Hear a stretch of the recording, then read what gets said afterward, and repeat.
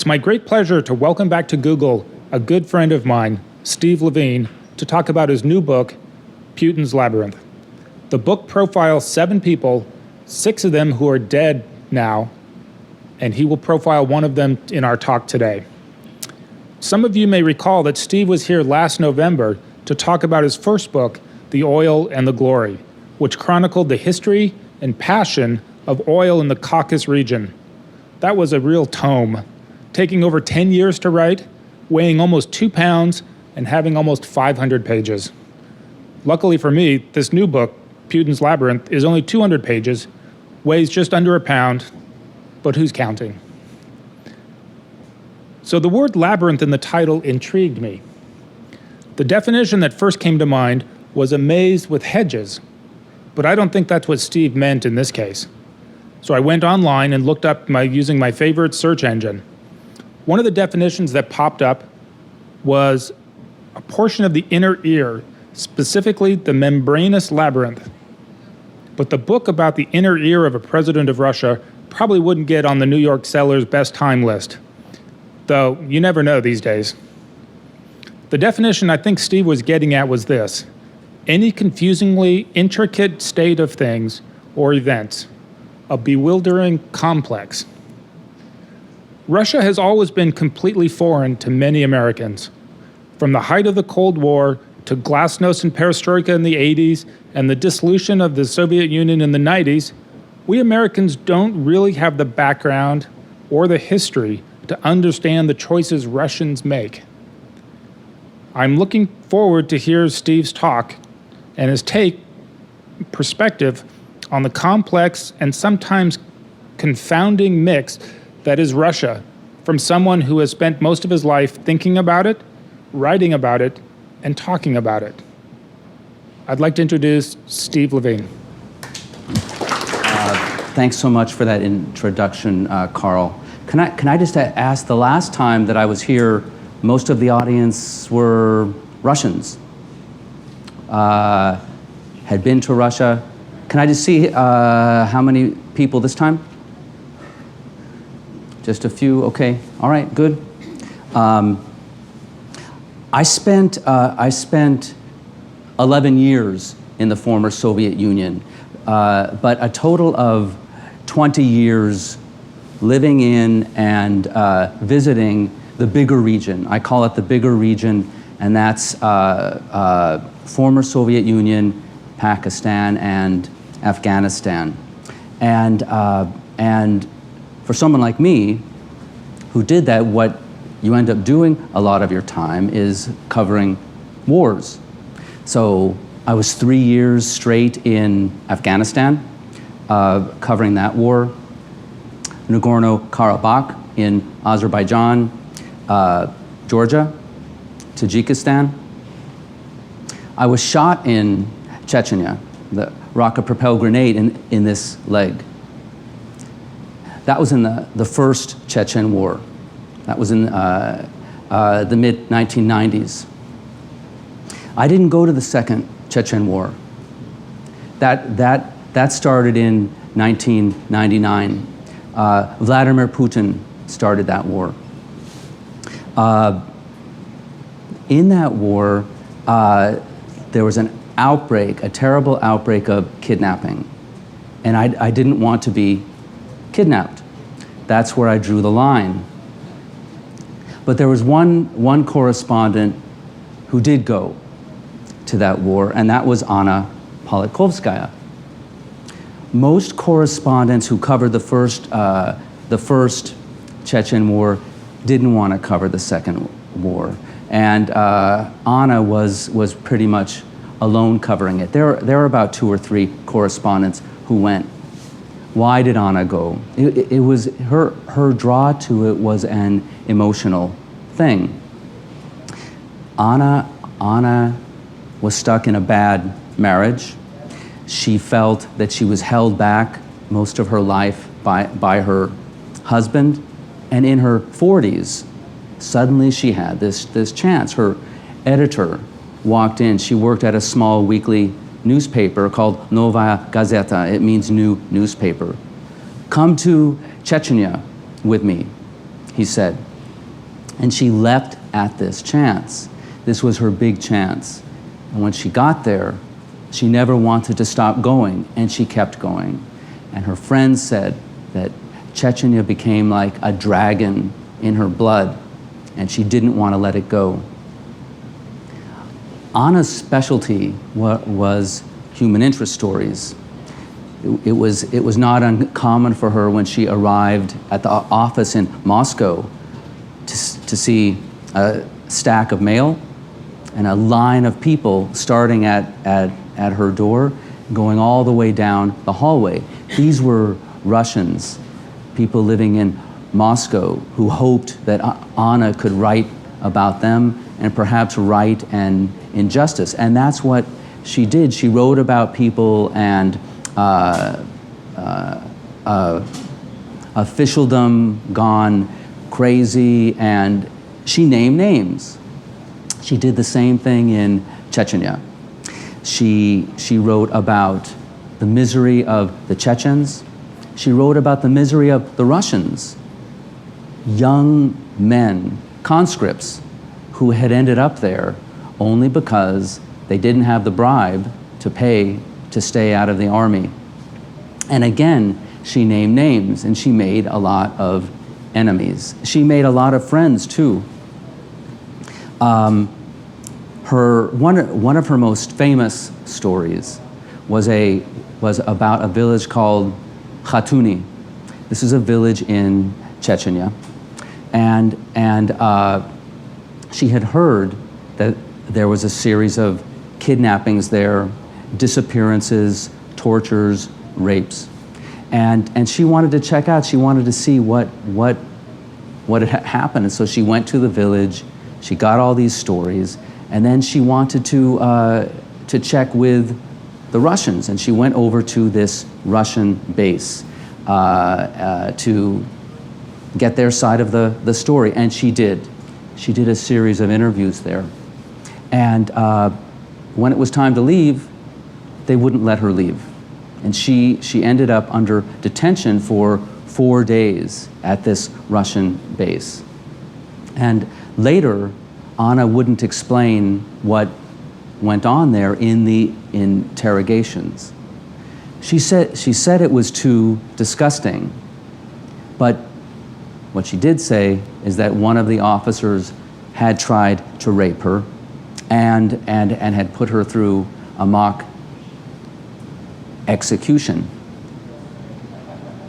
Anna seemed like an angry person because of the way she wrote, but she wasn't really angry. She was kind of a curmudgeon. And some people said she had a messiah complex. A couple of her friends told me about how they would go visit her at her apartment sometimes, and as they approached the door, they would hear this, "Middle C! Middle C!" I said, "Middle C!" And this was Anna teaching violin to her children, her son and her daughter. Anna would not tolerate smoking, drunkenness, or cursing in public, which put her at odds with most of her countrymen. She would be in public and see men drunk, and men would approach her, her friends said, and ask her for money, and she would say, "Get out of my face. Why should I give you money? Look how awful you look." Or hear boys cursing, and she would say, "You're polluting my air. Don't curse in front of my children." And her friends would have to pull her away before it got worse. In 2002, Anna was in Santa Monica, down in Southern California. She was to receive a Courage in Journalism award from UCLA. And when she walked into the hotel there was a phone message waiting for her. "Call Moscow." And when she did, she found out about the news. 40 Chechen terrorists, men and women, had taken hostage 800 Russians. These Russians were the audience of a musical called Nord-Ost. And the Chechens were men and women, and the women were so-called black widows. These are the sisters and the wives of Chechen men who had died in the war. And her editor asked her to come immediately, and she did. She gave her regrets to the university, and she flew immediately to Moscow. When she went into the theater after she got to Moscow, one of the men said, "Are you the one from Khatuni?" And they had remembered her from her time in that village. And she visited with one of the terrorist leaders and asked him, "What do you want?" He wanted an end to the Chechen war. And she said, "I'm glad to pass that along, but first you have to release all of the children here." And the man wouldn't do it. He refused to do it. He also refused to provide food for any of the hostages. And Anna understood that she was with hardened terrorists. There was nothing to do here. She went out, she got some juice and some candy, which they agreed to, and she brought it in. That night, early in the morning, as the hostages sat in the audience, they saw coming down from the air conditioning system gas, a white mist coming down. And they watched as the black widows, the women lining the walls of the auditorium, slide down the wall unconscious, and the men run out of the room for someplace, and then they blacked out. Commandos stormed into the theater and shot dead all of the black widows on the spot, and then chased down all the men and killed all of them. That was it. The incident was over. But they had forgotten something. They had forgotten the hostages. No stretchers were brought in. There were no paramedics. There were no doctors. There were no ambulances. The commandos themselves, take a look at this, the commandos themselves were the ones who carried out the victims that they could, and some of them had an antidote for the gas that was used. The gas was an opiate called fentanyl, and the antidote that they needed to administer to the audience was naloxone, and some of the audience members did get it, but 129 members of the audience died, and they died of hypoventilation. This is a condition that usually heroin addicts die from. Your breathing becomes slow and shallow, and you die. The carbon dioxide builds up in your blood, and that's what happened to these people. They died in their seats, and they died on the sidewalk, and some of them died outside, some of them in a hospital, because the government also refused to tell doctors in the hospital what was the gas that they used. Anna Politkovskaya was furious. She felt that yet again Vladimir Putin had put his practice of showing the world, of showing Russians, of showing everybody who was boss, showing that he wasn't going to be pushed around, and put the welfare, the lives of his own people into a secondary position at best. This was, to answer Carl's question, this was an example of Putin's Labyrinth, the derivation of the title of the book, The Russian Continuum. The tendency of Russian leaders going back 5 centuries to at least to Ivan the Terrible, to put the state first, the life of the Tsar and the stature of the Tsar above that of the whole country. And in the course of that, to carry out that practice, another practice called bez predel, which in Russian means anything goes. In the carrying out of making sure that the state hangs on to its stature, anything goes. If the hostage situation that had happened in Colombia had happened recently, had happened 6 years ago, or the Nord-Ost incident had happened now, more people would have understood, more of her own countrymen would have understood why Anna was so upset. But really, it was Anna and just a few other people who protested about this. She began to write stories. One of the people she wrote about was a woman, and her name was Irina Fadeeva.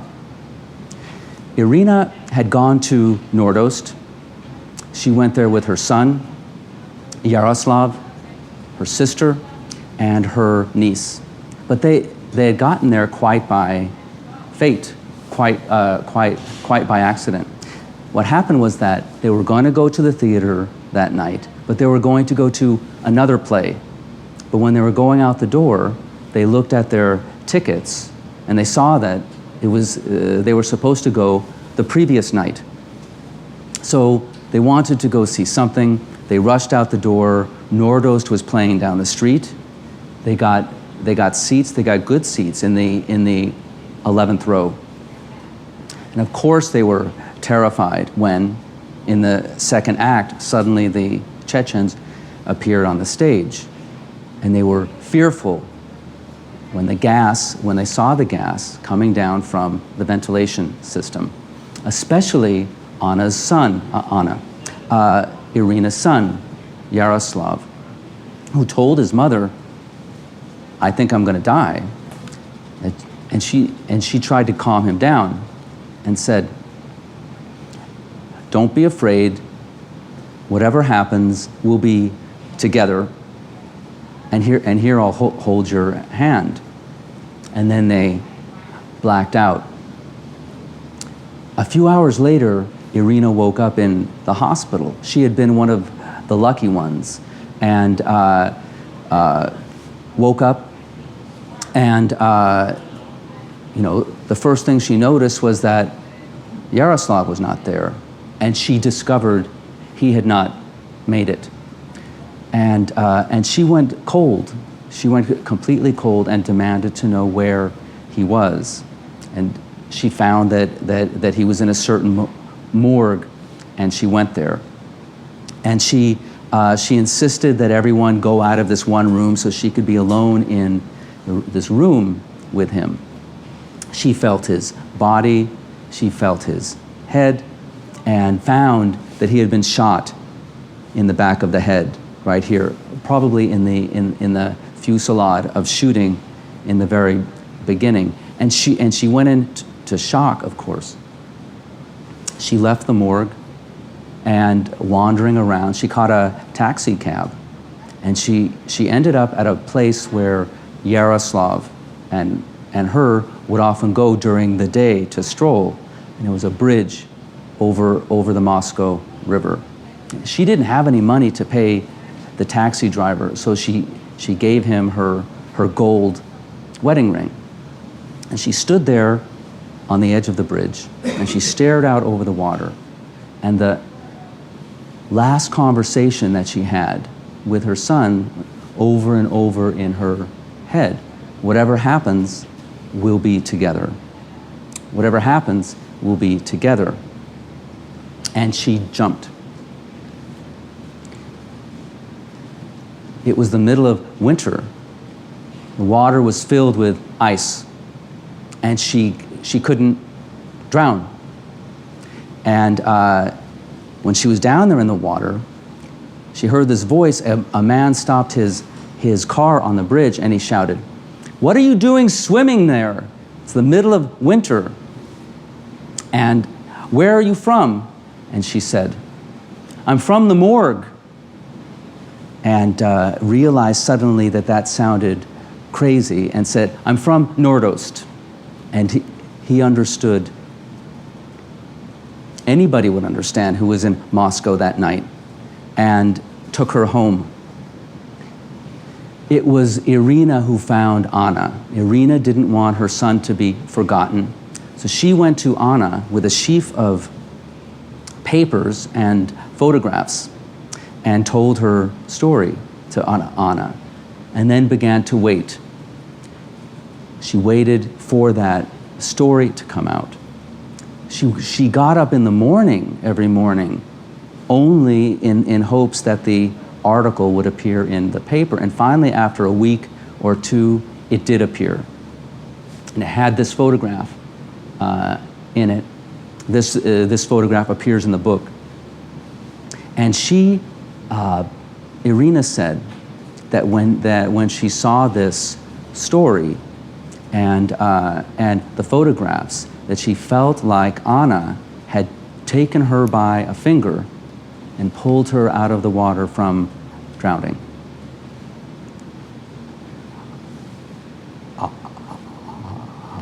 Anna did this with a lot of the Nord-Ost survivors. She wrote a series of stories. Irina's story was called Nord-Ost, 11th Row. Anna pieced together a series of stories that were from different parts of the theater. And the characters in these stories themselves formed a group. It was a survivors group. And they called themselves the Nord-Ost, the people of Nord-Ost. And they would meet once a month just to talk about what they had experienced and try to get through this period. And Anna was their mascot, their symbol of inspiration. And for example, one time they invited Anna over to meet them to one of their homes for her birthday, and they presented her with a set of dishes. She wouldn't take them. She said, "It's unethical for me to accept a gift." But the men anyway took the dishes and snuck them into her car. She came back the next day and called, "Come down and get your dishes."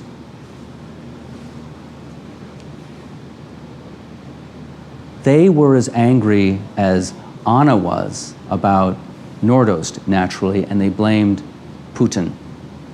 And they sued Putin. They declared, in effect, that Russia is the most dangerous country in the industrialized world to become a hostage victim. About 2 years ago, Anna's daughter, Vera, became pregnant. This was a big thing because Anna had always said, she had told everybody that if she ever became pregnant, if her daughter Vera became pregnant, or if her son Ilya was to become a father, if she became a grandmother, she would quit going to Chechnya.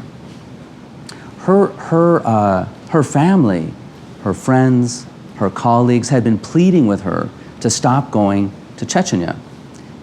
There was an atmosphere around her, an atmosphere that Marion Pearl, for example, Daniel Pearl, the Wall Street Journal reporter who was killed in Pakistan in 2002, described to me. Marion gave Anna an award for courage in journalism in New York. And Marion said that she, Marion, and everybody in the room could feel this woman is going to die.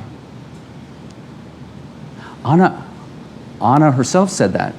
Anna said, I'm not going to die in my bed. And she said, I know this is all going to end badly. But Vera didn't think so. Vera thought that if her mother stopped going to Chechnya, then she would be safe. And she moved in with her when she was pregnant. They lived together. And Anna took care of Vera while she was pregnant. October the 7th, in 2006, Anna and Vera went out looking for a sink. Vera wanted a new sink for her house, a sink big enough to bathe her newborn in when the newborn was born. And they went in different cars, and they called each other all day. You won't believe the sink I found. And the other one would go to that store and check out the sink. And they were doing this all day, calling each other about this sink. But toward the afternoon, Vera told Anna to go home. She was worried about her getting tired. Anna had been poisoned 2 years before on another assignment and almost died. She survived, but she still would get sick, and sometimes they had to call an ambulance. And Vera was worried about this. And about 4:30 in the afternoon, called Anna. There was no answer, and she started immediately to think about the poisoning and was worried. And coincidentally, Ilya, the brother, called her and said, "Hey, listen, I'm in Mama's neighborhood, and I just called her. She didn't answer." And Vera asked Ilya to go over and check on their mother. And he called back 10 minutes later to Vera. They shot Mama. They killed her. Vera didn't believe that. But there was a tape recording what happened.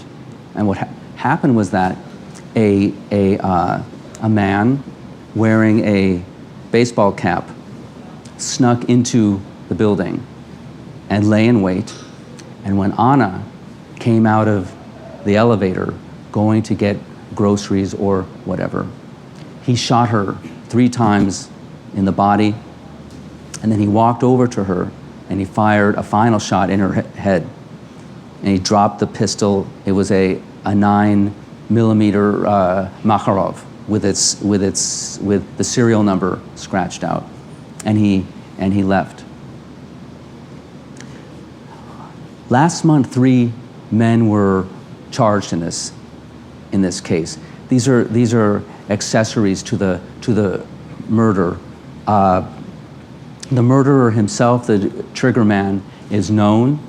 He's still on the run. But who isn't known is who ordered the murder. So who ordered the murder? Who killed Anna Politkovskaya? Some people blame Vladimir Putin. They say that Anna was his most acid critic. And after all, she was killed on his birthday. I don't believe that Putin had a direct role in the killing. I don't think that he ordered it. I don't think that he knew about it. Maybe it was a present, some kind of perverse present to him from somebody. Equally, however, another target of Anna's was Ramzan Kadyrov, the president of Chechnya. His birthday was 2 days before the killing. Maybe it was a present to him from somebody. But in the end, this exercise, who killed her or who killed any of these victims of the Putin era is kind of a pointless exercise, I think. In the end, Putin is complicit. Putin is responsible because he created the atmosphere the atmosphere in which if somebody crosses an invisible line in which that person becomes an outsider, is regarded as an outsider, that person becomes fair game. That person can be killed. And the person responsible won't be caught, won't be tried. That's Bez Predel. That's the Russian continuum. That's Putin's labyrinth. Thank you very much.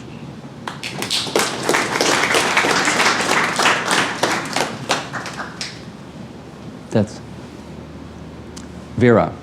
Sorry, put that up. Anna with Vera. If anyone had any questions, can you please use the mic? Just come on to this side.